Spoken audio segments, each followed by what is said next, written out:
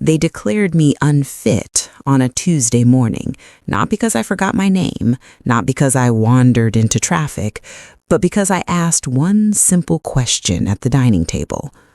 Why do all the papers suddenly need my signature? That was the moment my family decided I was no longer myself. I was 72 years old when my own children sat across from me with faces so carefully arranged I almost admired the effort. Concern, sympathy, disappointment, all rehearsed. My eldest son kept his voice low, gentle, the way doctors speak when they're about to deliver bad news. "Mom," he said, "we've been worried about you for a while." Worried? Such a harmless word, such a dangerous one. They told me I was forgetting things, that I was repeating myself, that I was becoming emotional. My daughter-in-law reached across the table and squeezed my hand like she was comforting a child. "We just want to help," she said. Help. Another harmless word, another lie. I had raised these people. I had wiped their noses, stayed up through fevers, worked double shifts when their father walked out and never looked back. I had built a life with careful hands and tired bones. A house paid for, savings stacked slowly, honestly. Everything I owned had been earned the hard way. And now, sitting in my own kitchen, I was being told I couldn't be trusted with it. They didn't shout. They didn't accuse. That would have been easier to fight. Instead, they wrapped betrayal in kindness and called it love. A week later, there were appointments I didn't schedule. A doctor I'd never met asked me to remember 3 words and draw a clock. I did both perfectly. Still, he nodded along to their version of me, the forgetful one, the confused one, the fragile one. I realized then something important. Truth doesn't matter when a story has already been agreed upon. By the end of the month, there were documents, temporary guardianship they called it, just until things stabilize. My accounts were managed, my mail redirected, my keys quietly duplicated. I noticed everything. I noticed how my son stopped asking and started telling. I noticed how my daughter avoided my eyes. I noticed how my daughter-in-law smiled a little too often when I stayed quiet. And that's when I made my decision. I would not argue. I would not beg. I would not prove myself. I would let them think they were right. Silence, I learned early in life, makes people careless. They moved fast once I stopped resisting, faster than I expected. The house was suddenly too much for me, my car unsafe, my checkbook confusing. They suggested assisted living, temporary, of course, somewhere nice, somewhere controlled. I nodded. I thanked them. Inside, something cold and steady took shape. At night, alone in the small room they chose for me, I replayed moments I'd dismissed for years. The way they asked about my will at Christmas, how often they brought up the value of the house, how my daughter-in-law once joked, "Well, it'll all be ours someday anyway." Someday had arrived, just not the way I expected. They underestimated one thing. They thought age meant weakness. They forgot age also means experience. I had lived long enough to recognize patterns, long enough to know that people reveal themselves most clearly when they think you're powerless. So I watched, I listened, I remembered. I kept a small notebook tucked beneath my mattress, dates, conversations, changes, names. I wrote slowly, carefully, the way I used to balance my checkbook down to the last cent. They didn't notice. Why would they? To them, I was already gone. When they visited, they spoke over me, around me, past me. They discussed renovations to my house like I was furniture. They argued about money in front of me, assuming I wouldn't follow. I followed every word. One afternoon, my son leaned down and kissed my forehead before leaving. "This is for the best, Mom," he said. "You'll thank us someday." I smiled at him, and that's when I knew something else. They had mistaken my calm for confusion, my quiet for surrender. They never once asked what I wanted. If they had, I might have told them the truth, that I wasn't broken, that I wasn't lost, that I was watching them step deeper into a plan they didn't understand. Because while they were busy taking control of my life, I was preparing to take it back, slowly, legally, one truth at a time. And they had no idea what was coming next. Silence became my armor. The more I said nothing, the more they revealed everything. From the outside, I was exactly what they wanted me to be, an aging woman tucked neatly out of the way, compliant, grateful, forgettable. I attended group activities I didn't need. I smiled at nurses who mistook my calm for confusion. I let my children explain my own life to me during visits. Inside, my mind sharpened. I learned the rhythm of the place, which staff talked too much, which ones listened. I learned who handled records and who treated them like paperwork instead of people. I never rushed. Rushing makes mistakes. I had waited decades for worse things than this. I could wait longer. Every visit from my family followed the same pattern.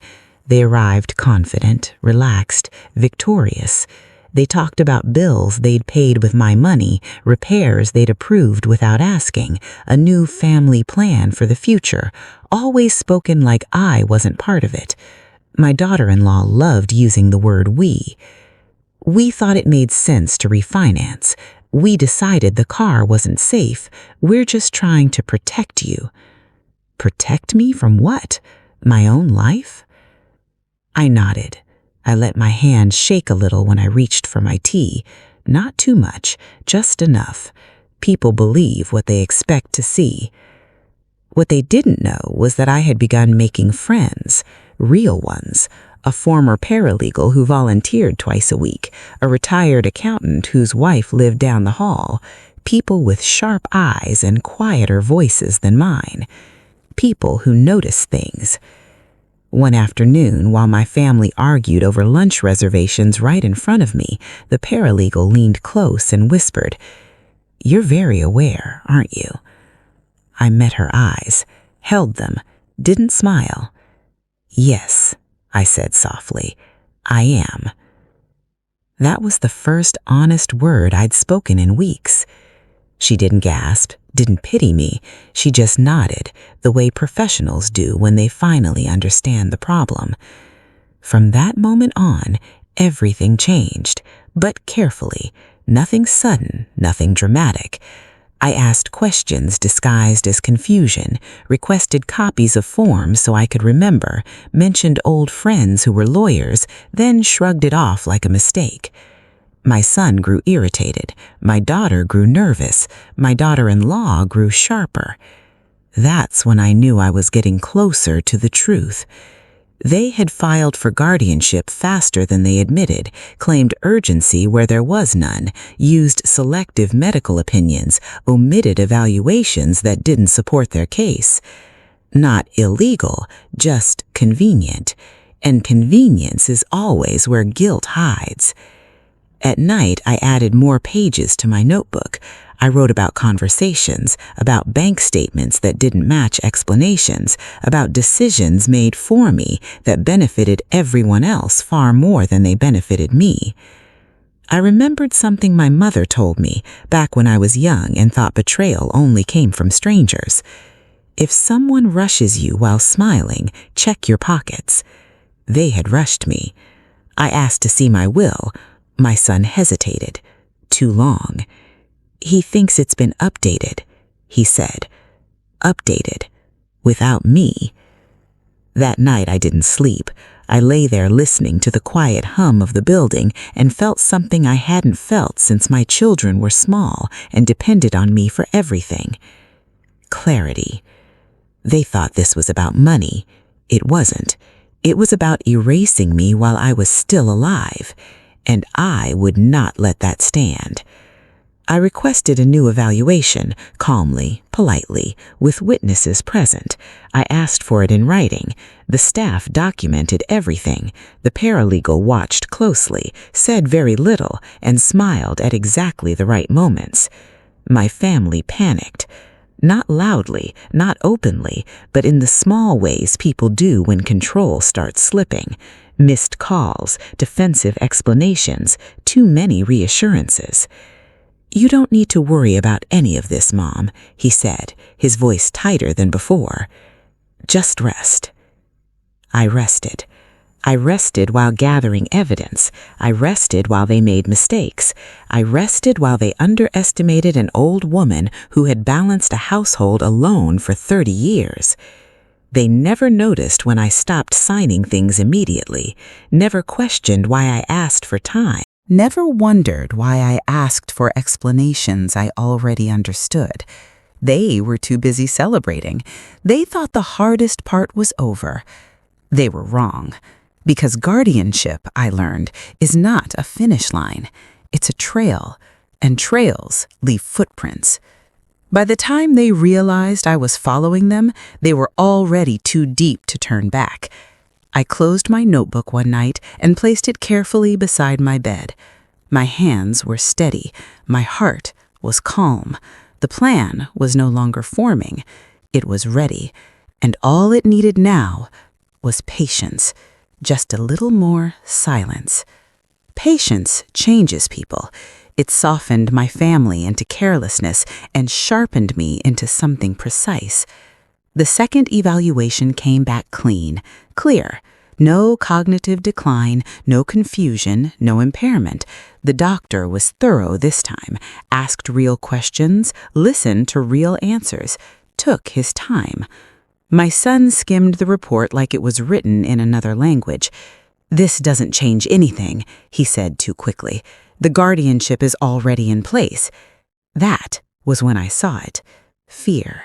Small, controlled, but there. Because he knew what I knew now. Guardianship wasn't permanent, and it certainly wasn't untouchable. I didn't celebrate. I didn't confront them. That would have warned them.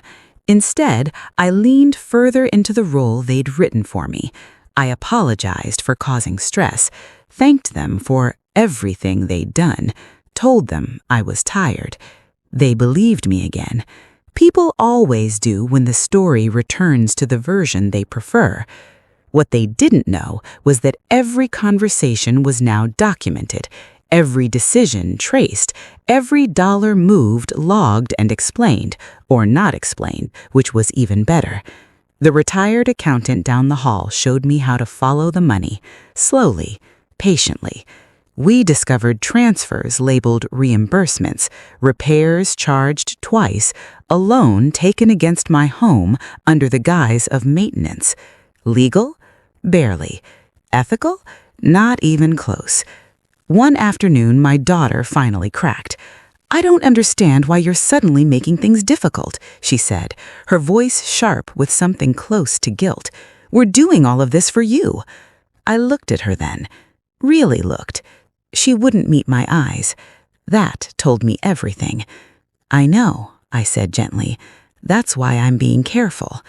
Careful. Such a harmless word. Such a dangerous one. The letter arrived 2 weeks later, a notice of intent to sell my home. My home. The one with the oak tree I planted the year my youngest was born. The one with the crooked stair where they'd all learned to walk. The one I had paid for with overtime hours and sleepless nights. They hadn't told me. They hadn't needed to. Guardianship gave them that power. I held the letter in my hands and felt something settle into place. Not anger, not grief, resolve. That night, I made the call I'd been preparing for. The attorney didn't interrupt once while I spoke. When I finished, there was a pause on the line. Not doubt, calculation. "You've been very patient," he said finally. "Yes," I replied. "They taught me how." The process moved quietly after that. Motions filed, requests submitted, a review scheduled. No confrontations, no dramatic scenes. My family didn't notice the shift until it was too late. They thought they were being summoned to finalize paperwork. They were being summoned to explain themselves. The hearing room was small, neutral, unforgiving in its simplicity. No room for emotional performances, just facts. I sat straight in my chair, clear-eyed, calm, present. My son avoided looking at me. My daughter stared at her hands. My daughter-in-law kept her chin high, defiant, confident, unprepared.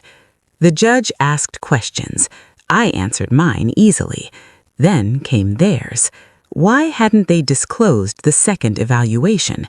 Why were funds moved without documented necessity? Why was the house listed without court approval?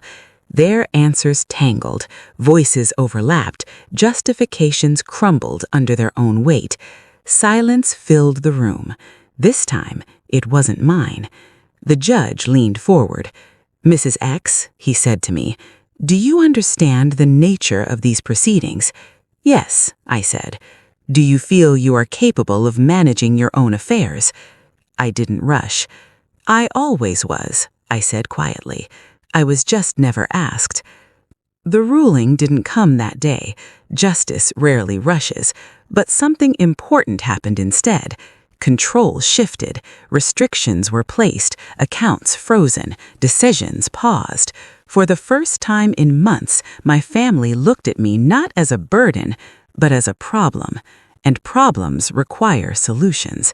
They tried to apologize, half-hearted, self-serving. They tried to explain intentions, to rewrite history. I listened. I let them speak. Then I did something they weren't expecting. I stood up. "I trusted you. That was my mistake. You trusted that I wouldn't notice. That was yours." No yelling, no tears, just truth. I walked out of that room lighter than I had felt in years. The storm wasn't over yet, but it had changed direction, and this time, it wasn't coming for me. The hardest part was not winning. It was watching them realize they had already lost. The court's final decision came on a quiet Friday afternoon. No dramatic announcement, no raised voices, just a written ruling, clean and precise, the way consequences usually are. Guardianship terminated, authority revoked, full control restored. I read the words slowly once, then again. For months, my life had been handled like an inconvenience, signed away in rooms I wasn't invited into, discussed as if I were already gone. And now, just like that, it was mine again. They were ordered to account for every dollar, the reimbursements, the unexplained transfers, the attempted sale of my home. The judge didn't raise his voice. He didn't need to. Numbers speak louder than anger ever could. My son called first.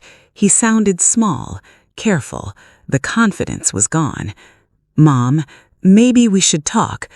"We already did," I replied. "You just didn't listen." My daughter sent a message instead of calling, long, emotional, apologetic in the wrong places. She wrote about pressure, about influence, about how hard it had been. I read it once, then set the phone down. My daughter-in-law never reached out at all. That told me everything I still needed to know. The house sale was canceled immediately. The listing vanished like it had never existed. I visited my home alone a week later, walked through every room, touched the walls, stood beneath the oak tree in the backyard, and rested my palm against its trunk. I was still here. They had tried to erase me. They had failed. The court didn't punish them the way movies punish villains. There were no handcuffs, no shouting, no public spectacle. Instead, there were consequences. They were removed from my finances permanently. They were barred from decision-making. They were required to repay what they'd taken. Most importantly, they lost access to my life, to my trust, to the version of me they thought they could control. I moved my accounts, updated my will, assigned medical decisions to someone who had earned that role through respect, not blood. I documented everything, not out of fear, but out of clarity. Age taught me something my children never learned. Love does not require surrender. I didn't cut them off in anger. I didn't make speeches. I simply changed the locks, emotionally and legally, and kept the keys. Months later, I ran into my son at a grocery store. He looked older, tired, smaller somehow. He opened his mouth to speak. I smiled politely and nodded, the way you do to someone you used to know. Then I walked away. That was the moment it fully settled in. They hadn't just lost control of my life. They had lost me. Now my days are quieter, intentionally so. I garden, I read, I volunteer. I speak to people who listen and listen to people who speak with honesty. Sometimes at night, I think about how close they came. And then I think about how silence saved me. Not because I was weak, but because I was watching. They thought calling me unfit would make me disappear. Instead, it forced them to show exactly who they were. And that truth was the most powerful thing I ever owned. If you've ever been made to feel small, powerless, or invisible by the people you trusted most, this story was for you. Age does not erase wisdom, silence does not mean surrender, and family does not mean ownership. Like this story if you believe respect should never expire. Subscribe if you want more real stories about betrayal, justice, karma, and quiet strength. Comment if you believe the strongest revenge is taking your power back without losing your dignity. Your voice matters, no matter how old you are.